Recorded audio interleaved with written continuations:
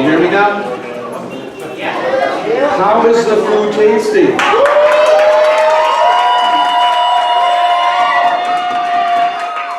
Well, that's the kind of place I want to go to church. Oh yeah, I do. I just want to remind you of a few other things. There were some Valentine cards that were placed on the table today. Our children did those for us, so let's give the kids. I believe we also did something with lighted little bags outside. I'm not sure what that's all about, but whatever you do, don't step on them. That's not what they're designed for. Okay, while we're continuing, some of you know what I'm talking about. Okay, while we're continuing here with our dinner, we do have a dessert coming. So please don't leave without your dessert, or it'll be just desserts, right? Okay. If you were here the other day, you know what I'm talking about. And if you weren't here the other day, I don't know why you don't know what I'm talking about. However, in past love feasts, that's what we like to call this. In past love feasts, we have, I've always shared a little bit of word with you. Amen. And I want to share a little bit tonight, but something a little different. So I'm going to have a couple of our pastors come out and read for you. You feel free to please listen. If you're still eating, that's a good thing, because then you're not going to be talking. But please listen to what we have to read to you, and then I'll expand on that or expound on that a little bit later. Is that all right with you? Amen. See, I'm doing it now so that you can't go, because there's still a threat of missing the dessert, right? And if you're not aware of that, you don't want to miss the desserts around here. Okay? So, I'm looking for Pastor Nisi. She's going to come up here first.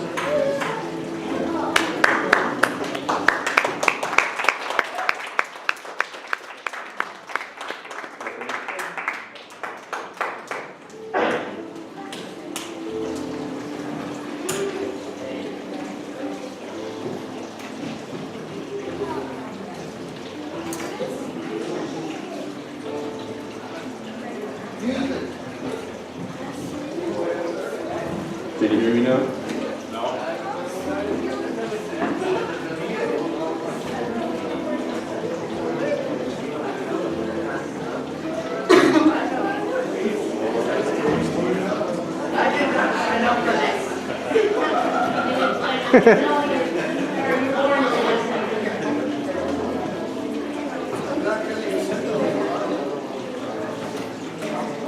It would help if it was turned on, right?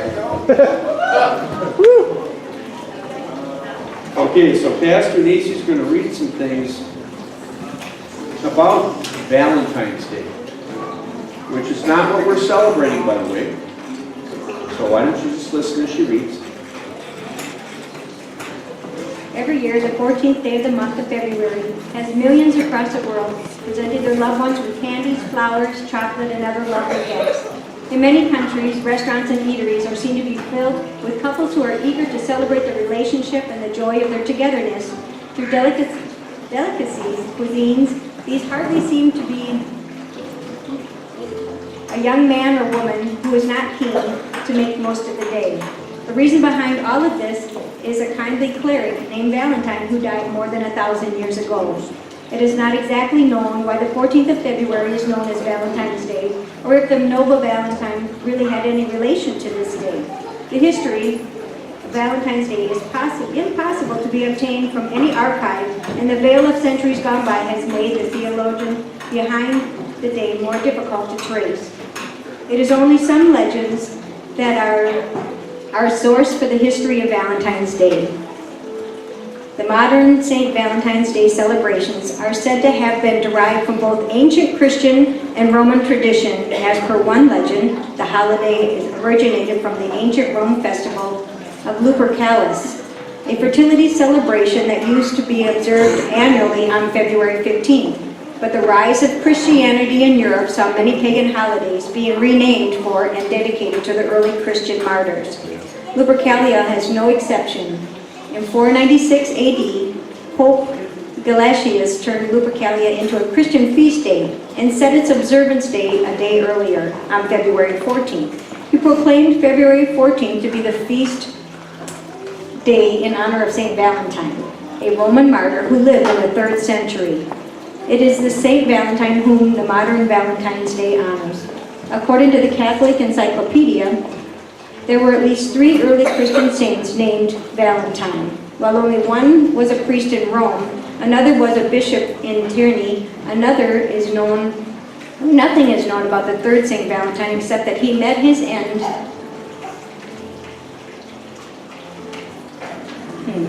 in February. It is clear that Pope Gelasius intended to honor the first of the 3 aforementioned men. Most scholars believe that this Saint Valentine was a priest who lived around 270 AD in Rome. It attracted the disfavor of Roman Emperor Claudius II, who ruled during this time. The story of Saint Valentine had 2 different versions, the Protestant and the Catholic one. Both versions agree upon St. Valentine being a bishop who held secret marriage ceremonies of soldiers in opposition to Claudius II, who had prohibited marriage for young men who was executed by the latter. During the lifetime of Valentine, the gold era of the Roman Empire had almost come to an end. Lack of quality administrators led frequent civil strife. Education declined, taxation increased, and trade witnessed a very bad time. The Roman Empire faced crises from all sides, from the Gauls, the Slavs, the Huns, the Turks, the Mongolians, and Northern Empire and Asia. The empire had grown too large to be shielded from external aggression and internal chaos with existing forces. Naturally, more and more capable men were required to be recruited as soldiers and officers to protect the nation from takeover. When Claudius became the emperor, he felt that married men were more emotionally attached to their families and thus would not make good soldiers. He believed that marriage made the men weak, so he issued edict forbidding marriage to assure quality soldiers. The ban on marriage was a great shock for the Romans, but they dared not voice the protest against the mighty emperor. The kindly Bishop Valentine also realized the injustice of the decree. He saw the trauma of young lovers who gave up all hopes of being united in marriage. He planned to counter the monarch's orders in secrecy. Whenever lovers thought of marrying, he went to Valentine, who met them afterwards in a secret place and joined them in the sacrament of matrimony. And thus he secretly performed many marriages for young lovers. But such things cannot remain hidden for long. It was only a matter of time before Claudius came to know of this friend of lovers and had him arrested. While awaiting his sentence in prison, Valentine was approached by his jailer, Astor, and it was said that Valentine had some saintly abilities, and one of them was granted him the powers of Valentine. He requested the latter to restore the sight of his blind daughter. The Catholic legend has it that Valentine did this through the vehicle of his strong faith. The phenomenon refuted by the Protestant version, which agrees otherwise with the Catholic one. Whatever the fact, it appears that Valentine in some way did succeed to help Asterius' blind daughter.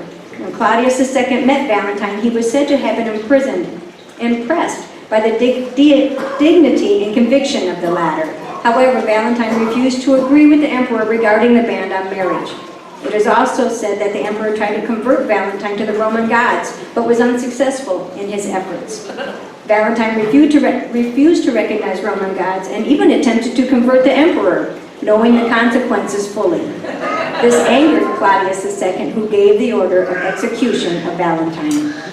Meanwhile, a deep friendship had been formed between Valentine and Asterius' daughter.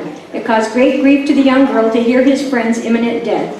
It is said that just before his execution, Valentine asked for a pen and paper from his jailer and signed a farewell message to her, "From your Valentine," a phrase that lives ever after.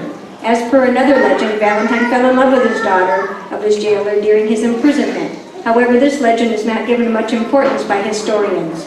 The most plausible story surrounding St. Valentine is one most centered on eros, passionate love, but on agape, Christian love. He was martyred for refusing to renounce his religion. Valentine is believed to have been executed on February 14th. Thus, the 14th February became a day for all lovers, and Valentine became its patron saint. It began to be annually observed by young Romans who often handwritten greetings of affection known as Valentines on this day to whom the woman they admired. With the coming of Christianity, the day became known as St. Valentine's Day. But it was only during the 14th century that St. Valentine's Day became definitely associated with love. UCLA medieval scholar Henry Asner Kelly, author of Chaucer and the Cult of St. Valentine, credits Chaucer with one who first linked St. Valentine's Day with romance. In medieval France and England, it was believed that birds mated on February 14th. Hence, Chaucer used the image of birds as the symbol of engagement, that mating seasons of birds and St. Valentine's Day are related. For this was on St. Valentine's Day when every fowl cometh there to choose his mate.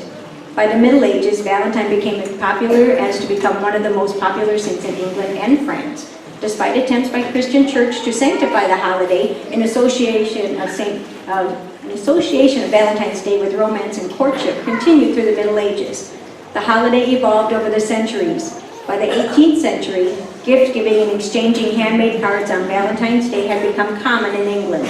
Handmade Valentine cards made of lace, ribbon, and featuring cupids and hearts began to be created on this day and handed over to the man or woman one loved. This tradition eventually spread to the American colonies. It was not until the 1850s that Valentine's Day greeting card began to be commercially produced in the U.S. The first American Valentine's Day greeting card was created by Esther A. Hollanda Mount Holyoke, a graduate of native Worcester, Massachusetts. Howland, known as the mother of the Valentine, made elaborate creations with real lace, ribbons, and colorful pictures known as scrap. It was when Howland began Valentine cards in large scale that the tradition really caught on in the United States. Today, Valentine's Day is one of the major holidays in the U.S. and has become a booming commercial success. According to Greeting Card Association, 25% of all cards sent each year are Valentines. The Valentines, as Valentine's Day cards are better known as, are often designed with the hearts to symbolize love. The Valentine's Day card spread with Christianity and is now celebrated all over the world. One of the earliest Valentines was sent in 1415 AD by Charles, Duke of Orleans, to his wife during his imprisonment in the Tower of London. The card is now preserved in the British Museum. There may be doubts regarding the actual identity of Valentine, but we know that he really existed because archaeologists have recently unearthed a Roman catacomb and an ancient church dedicated to St. Valentine.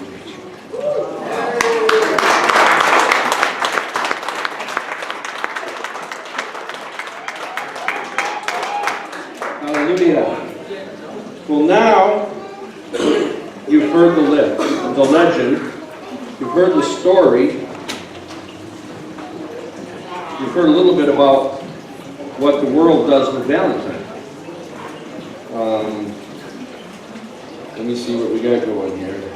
Denise, which one did you read? Not this one? You read this one?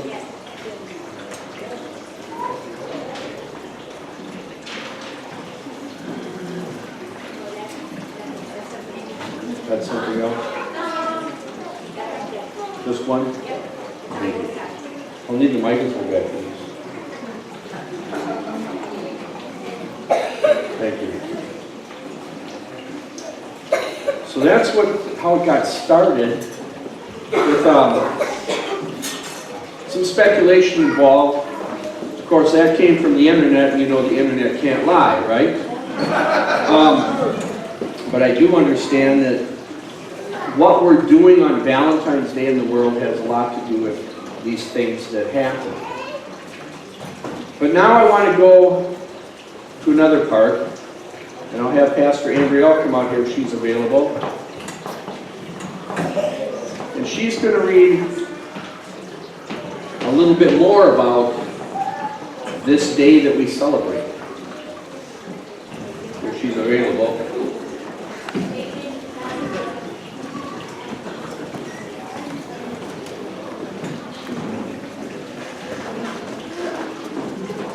And don't worry, this isn't as long as that one. And dessert is still pending.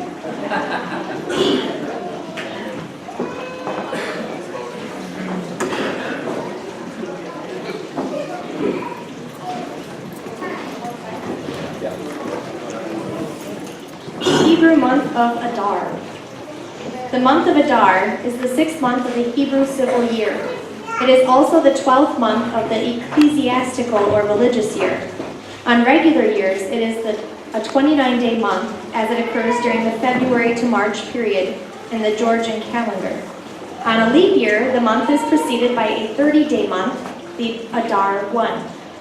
It can be confusing because of the added month, but the Jewish people always commemorate important event on the same dates. Purim.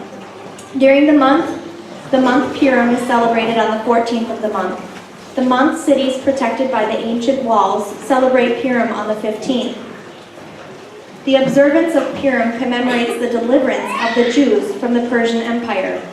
The day is celebrated with a public recitation of the Bible's book of Esther, exchanging gifts of specially prepared food and drink in gaily wrapped baskets. There is much awaited celebratory meal, drinking wine, mask, and costumes wearing, and colorful public celebrations. The book of Esther is read twice and aloud during the celebration, one in the evening and repeated in the following morning. The story details how Esther became the queen, the intrigues in the palace, and the plot to kill all Jews in the kingdom. The wise queen confessed that she was Jewish, and she interceded for her people. The villain Haman is hanged, and the Jews are spared from the plot of Haman to annihilate them. The month of Adar celebrates the good fortune of the Jews who were spared from certain death. Queen Esther and her uncle Mordecai played the pivotal roles in this riveting historical account. The celebration gives honor to Queen Esther's bravery and to God's deliverance of his people, hence the joyful celebration. Symbolisms. The month is symbolized with the word kuf, that means monkey, the symbol of laughter. It also symbolizes God's absence in the lives of the Jewish people. God hid himself from the people. Scholarly studies explain that when one hides his true identity and assumes another identity, his true self is revealed. It is associated with giving birth to renew the ultimate self. The word kuf also alludes to the eye of a needle. Through this eye, God's light enters to reveal its glory to Jewish soul. The first symbol, or mazal, is also associated with Adar. The souls of Israel are swim in the depths of the Torah and therefore are concealed. It was the revelation of Purim, the opening of Israel's real identity, revealing the resurrection of the world to come. Joy and laughter are the senses associated with Adar. It was during this month that the barren 90-year-old Sarai gave birth to a son, Isaac, whose name means he will laugh. God gave his divine light and showed miracle to Abraham and Sarai, whose lives became brighter with the birth of their son in their old age. This laughter is also the laughter of the Jews who were spared from death in the book of Esther. Truly, the Purim in the month of Adar holds special meaning to the Jewish people and will continue to be so.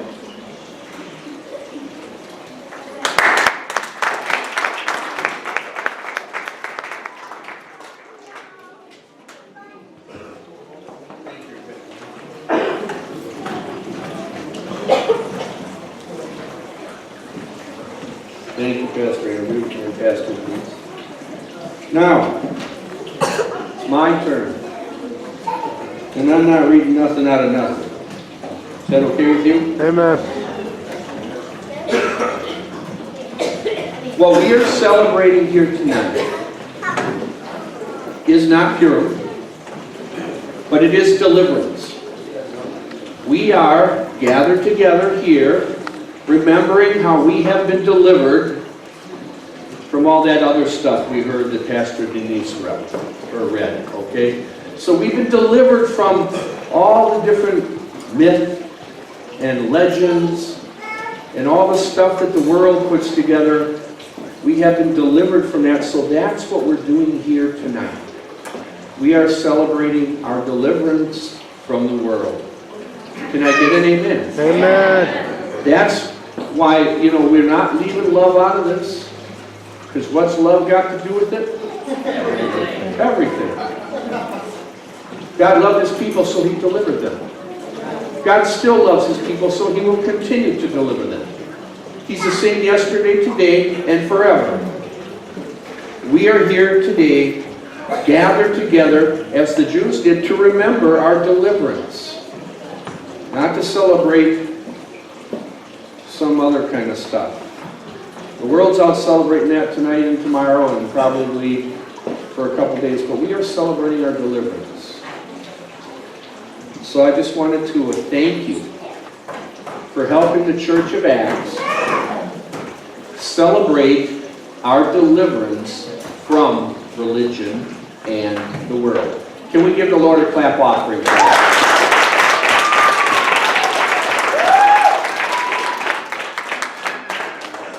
And to sum it all up, for God so loved the world that he gave his only begotten Son, that whosoever believeth in him should not perish, but have everlasting life. Amen. So, dessert is pending, but with hope and faith, it will get to your table. Continue to have a wonderful love feast.